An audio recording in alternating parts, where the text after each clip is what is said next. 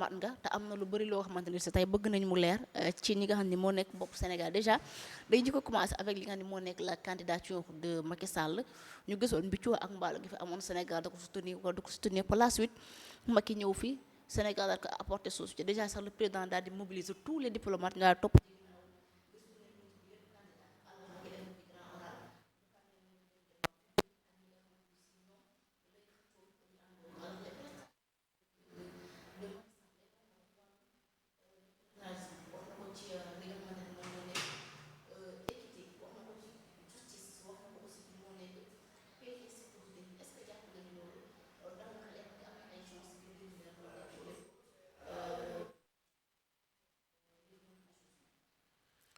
jërëjëf soxna si question bu am importance nga posé nii tey parce que dafa am doomu Sénégal boo xam ne dafa jóg pour bugg a nekk secrétaire général Nations Unies mooy mbootaayu xeet yi nga xam ne moo ëmb àddina bi yépp man nag du sax tey laa si njëkk a wax depuis bi candidature bi commencé jóg ak occasion yi ma am yépp pour waxtaan si wax naa si lenn loo xam ne man loolu mooy sama conviction mooy candidature Macky Sall Afrique ñoom ñoo ko bugg li tax ma ne Afrique ñoom ñoo ko bugg xëy na du ñu mën a dellu ci détail yépp ci processus bi ni mu demee yépp mais parce que Afrique à travers l'Union africaine dafa am benn stratégie bu ñu taxawal bu ñuy wax le programme 2063 dañu bugg léegi Afrique lépp lu ñuy def walla lépp lu ñuy uuti ñu waxtaan si àndandoo si dem ci ñun ñëpp nekk ci benn pour mën a uuti loolu moo waral tey bi ñu jógee ñu ne candidature Macky Sall ñu ne Union africaine mu ngi koy organiser amoon na benn procédure bu ñu defoon mooy la procédure de silence après ñu dem ba ñu ne am na au moins 45 pays africains yoo xam ne soutenir nañ candidature bi sur 54 déjà xam nga loolu rek doyoon na foofu ba pare le président Ndayishimiye moom moo jël candidature bi à travers sa diplomatie et son représentant au niveau des Nations Unies ñoom ñoo déposé candidature Macky Sall président Ndayishimiye moom mooy président Burundi mais également il est le président en exercice de l'Union africaine ci jamono yooyu ba tey parce que sur un an la mais tey fi mu nekk nii moo tax diplomatie africaine bi yëpp dafa mobiliser wu au niveau de l'Union africaine sous la houlette de la diplomatie burundaise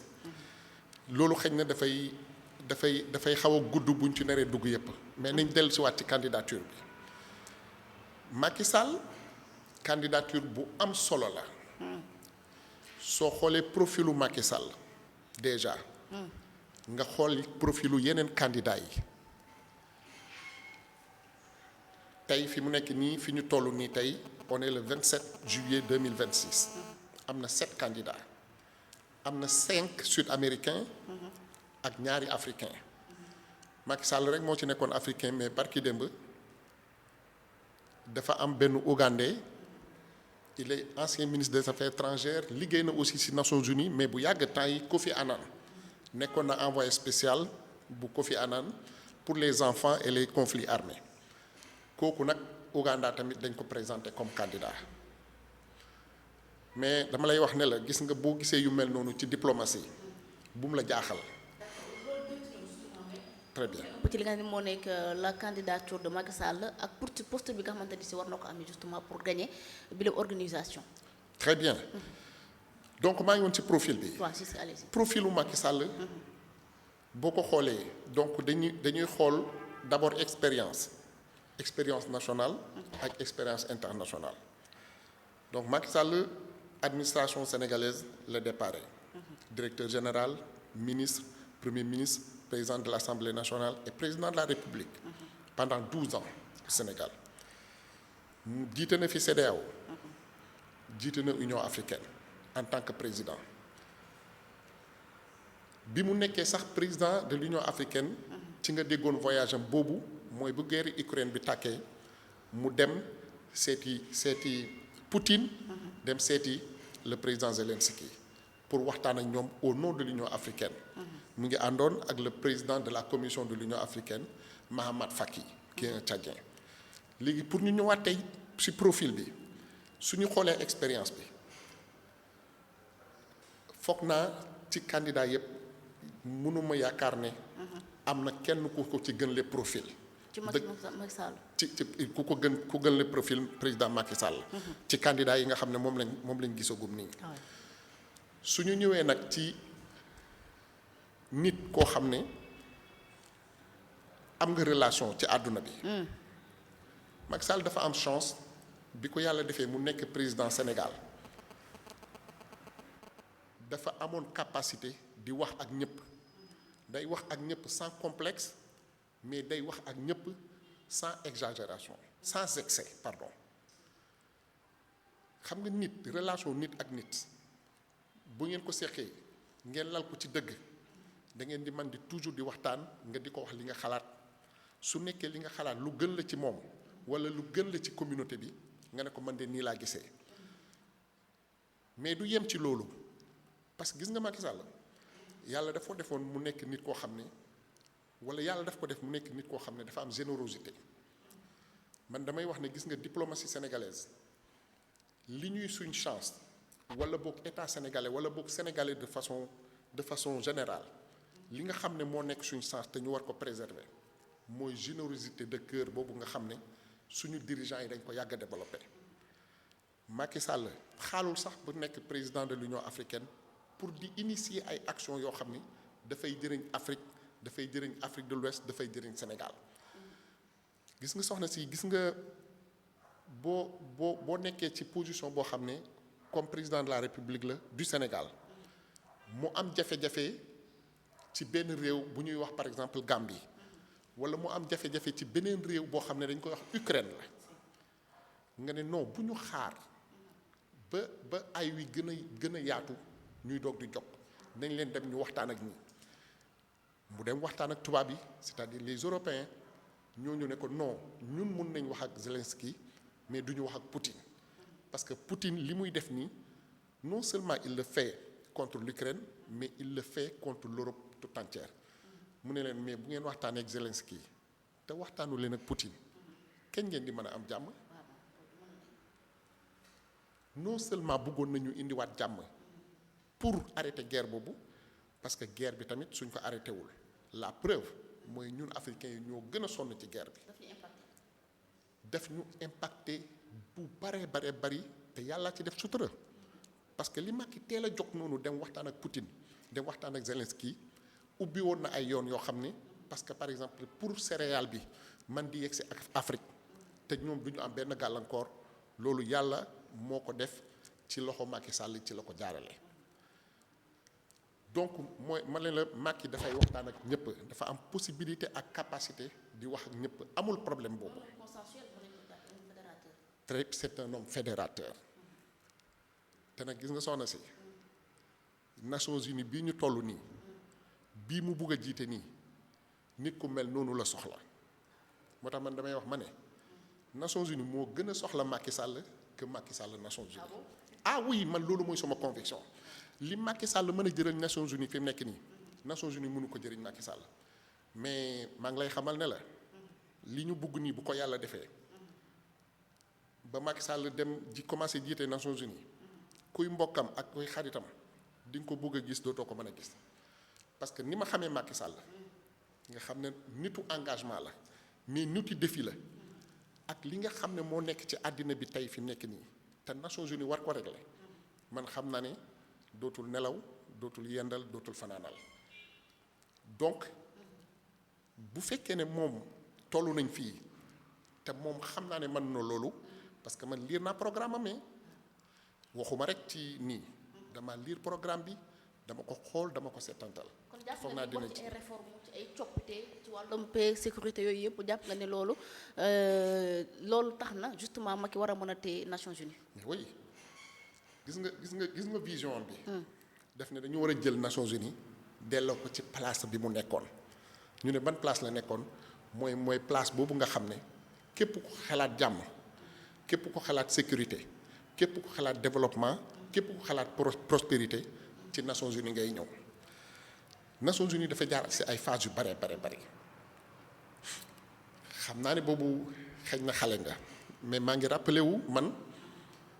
première guerre États-Unis ak Irak bi ñu waree attaquer l'Irak de Saddam Hussein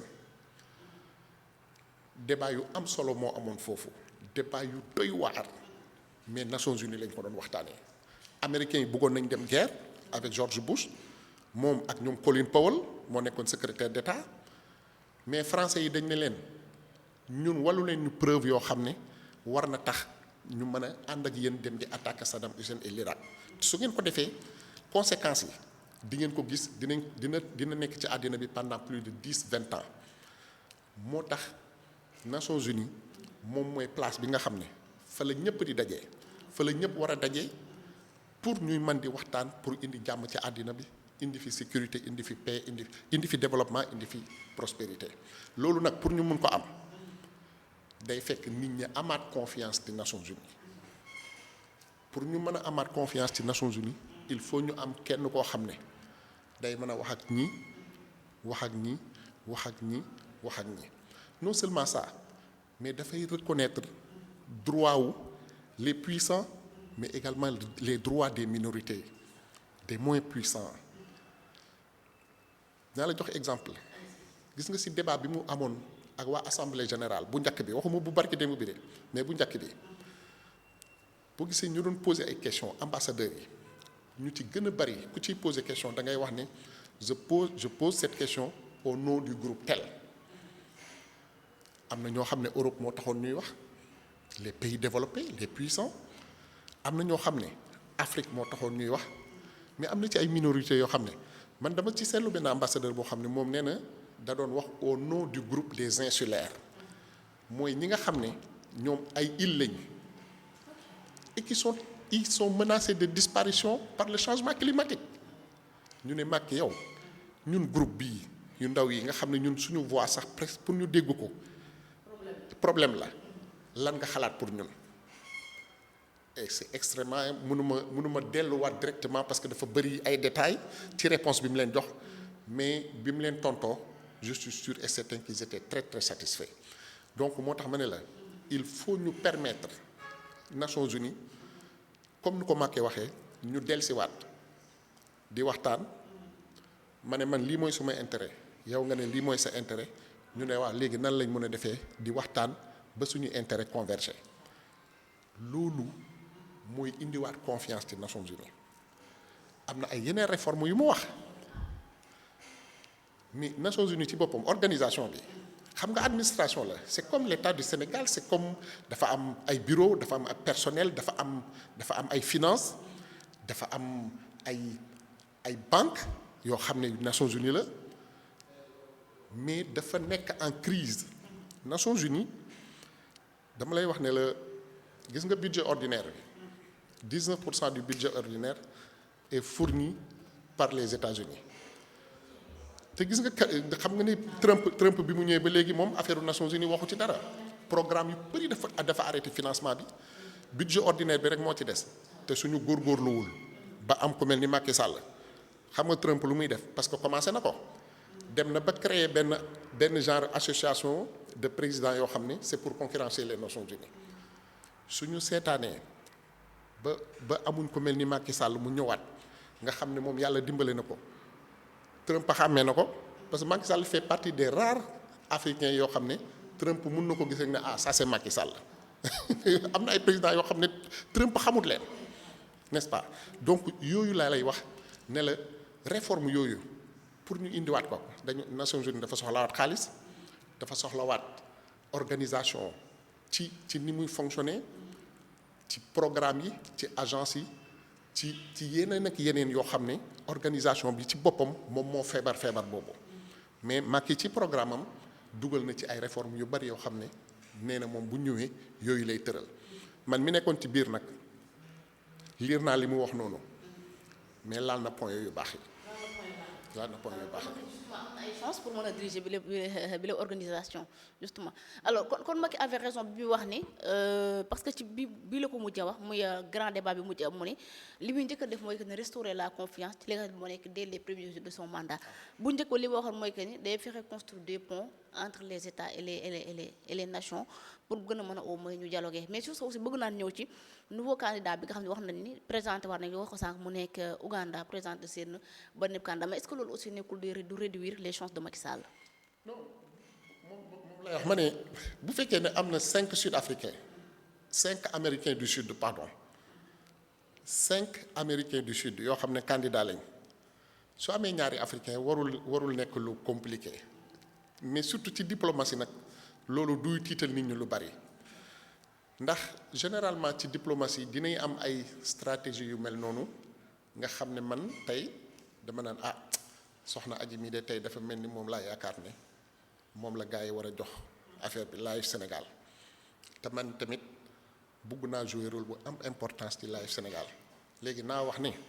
au lieu may ñëw topp si gannaaw Aji damay wax ne waaw man dama bëgg a jiite comme ni soxna Aji waree jiite Live Sénégal bu ko defee ñi nga xam ne ñoom ñooy tànn njiit bi danañ la wax ne la bàyyi soxna Aji mu jiite mais yow nga topp ci kawam jàppale ko stratégie yu mel noonu dinay am waxuma ni loolu moo am ci Ougandais bi mais yu mel noonu dinay am ci diplomatie waaw yooyu dinay am ci diplomatie waaw. mu war a diriger Nations Unies te ku dégg Nations Unies xam ni li mu nekk mooy que ni sàmm ak àq yelleef doomu aadama te Macky boo xoolee son programme bokk na ci l'humain au centre de tout vérité dignité ak équité. tout à fait sur ce aussi li ñu ci mën a jàpp mooy que ni fii ci Sénégal am na lu bëri loo xam xewoon na fi am na ñu jàpp ni Macky Sall son bilan humain mayu ko muy diriger li nga xamante moo nekk ONU ndax li fi xewoon ci 2021 2024 Macky Sall dafa réprimer violemment ñi nga xamante ni moom moo nekk les manifestants est-ce que bilan bi amoon Sénégal mën na am benn impact ci li nga xamante ni si moom moo nekk sa candidature aux Nations Unies. gis nga yi ñuy wax noonu ne moo fi xew diggante 2021 ak 2023 wala 2024 ci sama expérience laa lay wax xamaa ji gis nga Nations Unies kenn ëppul leen information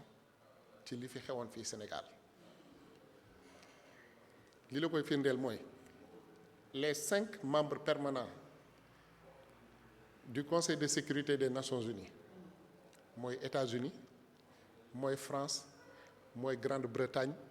mooy Chine mooy Russie ñu ngi fii ak seen ambassade yaa ngi fii bu la ci kenn bu dara nag amul lenn luy dox fii ci Sénégal te ambassade yi fi nekk yëguñu ko xamuñu ko te xamuñ vérité bi xamuñ lan moo fi xewoon kan moo def lii ak kan moo deful lii bu ñu weesoo ci loolu dinañ am ñu bari ñoo xam ne tey wala boog ay quelques sénégalais yoo xam ne dinañ ñuy yëkkati wax yooyu ci candidature u Macky Sall bi mais fii la yem Sénégal mais est-ce que yow parce que Macky avant muy daje ak assemblée générale première fois bi la veille daje na ak toutes les organisations de la société civile est-ce que dégg nga fa kenn ku fa poser question wu da ngaa rey nit da ngaa def nii da ngaa def nii kenn moo fa wax ne waaw léegi yi xewoon Sénégal te gaa yi di ci wax mu ne leen avant ma fay jógee woote woon nañ waxtaan ñun ñëpp ñu d'accord ñu voté benn loi amnistie pour que Sénégal dellusiwaat ci jàmm ñu tàppewaat xol yi ñu àndaat ñun ñëpp mu ne leen bu fekkee ñi fa nekk léegi nag dañoo jàpp ne ñoom loi boobu amalul leen njëriñ nañ dindi waa loi bi ñu teg ko fële bu ko defee ku ci nekk dinañ xam lan nga def foog naa wax boobu loolu rek la ci tontu mais foofa la yem mais société civile bi ñoom bokkuñ ci Nations Unies ay partenaires waa Nations Unies lañ Nations Unies xam nga ñan ñoo ko yore les membres de l'Assemblée générale mooy les États membres ak le Conseil de sécurité ñooñu Assemblée générale ñoom ñooy wax ne nii lañ ko bëgg a doxalee décision yi Conseil de sécurité moo koy jël le secrétaire général à travers l'organisation ñoom ñooy exécuter les décisions qui sont prises aussi bien par le Conseil de sécurité que par l'Assemblée générale des Nations Unies donc boo gisee ci ñaari débat Assemblée générale yépp mooy bi njëkkoon am ak bi xew barki démb keroog vendredi je pense dégguloo fa ku fa wax yu demee noonu parce que il faut être sérieux gis nga dafa am yenn yoo xam ne bu ñu fa yeggee les gens sont sérieux mais soxna si xam nga par exemple tey Sénégal man su Seydi Gassama waxee Seydi Gassama su waxee mais man Babacar Ba bu forum de justiciable wax mais man Babacar Ba lay jël moom lay déglu waxam parce que Babacar est plus sérieux Babacar est plus objectif il est plus équilibré la preuve il est invité par le FMI et la Banque mondiale à participer aux prochaines sessions du printemps des institutions de Bretton Woods ana Seydi Gassama dina dem Babacar mooy dem foofu sax man xam naa ne suñu jógee fii dinaa jéem a gis mon petit frère Babacar dinaa jéem a waxtaan aussi ak ñi nga xam ne ñu ngi ci société civile bi nekk di yëngatu ci affaire droit de l'homme ak yépp ne war nañ toog ñun Sénégal war nañ toog ñu waxtaan ñu jox yóbbal Babacar ne ko boo demee nga waxal ñu FMI ak Banque mondiale ne leen Sénégalais yi lii lañ xalaat Sénégalais yi fii la toll Sénégalais yi soxla nañ un programme pour les États pour le Sénégal loolu war nañ ko yóbbantee te loolu ñun Sénégalais yi ñun ñoo war a organiser wu suy dem ñu jox ko yóbbal boobu gunge ko ba aéroport Babacar su demee dina wax au nom du Sénégal et c'est important c'est très important parti politique yi société civile bi journalistes yi ñëpp war nañ organiser benn genre forum bu mel noonu ñu ne ça c'est pour préparer la mission de Babacar Ba prochaine kan lay jëriñ du Sénégal ak ñun sénégalais yi mais bu ñu déglu ñeneen ñi nañ di déglu ñoom Babacar man ñooñu lay déglu en tout cas waaw Babacar moom dinaa koy déglu bu baax a baax. non il est bien vraiment. xam nga loo gis ci àdduna équilibre daf ci baax. waaw. xam nga olof day wax ne ku wax feeñ Seydi moom bu waxee rek nga xam fi mu féete. mais moom te moom soxlawul loolu. mais ça porte aussi tamit en tant que kuy incarner les droits humains Seydi Gassama est-ce que posture bi vraiment mën nañ ko jàppee nit boo xamante ni si kii maanaam mérité na di sàmm ak yelleef doomu aadama comme de nee nañu moo dirige Amnesty International déjà y a des gens yu ma dégg ñu ni dañoo war a def pétition pour signaler waa Amnesty International Seydi Gassama mi mérité place bi ñu ko non soxlawu ko franchement soxlawu ko. soxlawu ko. non loolu boo ko defee da nga koy gën a jox importance sa voix est inaudible. sa voix est inaudible soxlawut ko boo fi defee loolu rek yaa ngi koy jox importance boo xam ne peut-être que même c'est ce qu'il cherche ah bon ah oui mais peut-être que même c'est ce qu'il cherche donc nañ ko bàyyi foofu mu toog rek ak wax jooju muy wax heure bu ko neexee rek mu tweeté ci Facebook wala ci leneen wala ci X bu ko defee presse bi Sénégal dinañ ko relayer mais fii rek la yem de fii rek la yem alors merci beaucoup justement ginnaaw diplomatie bi un peu ba des ci diplomatie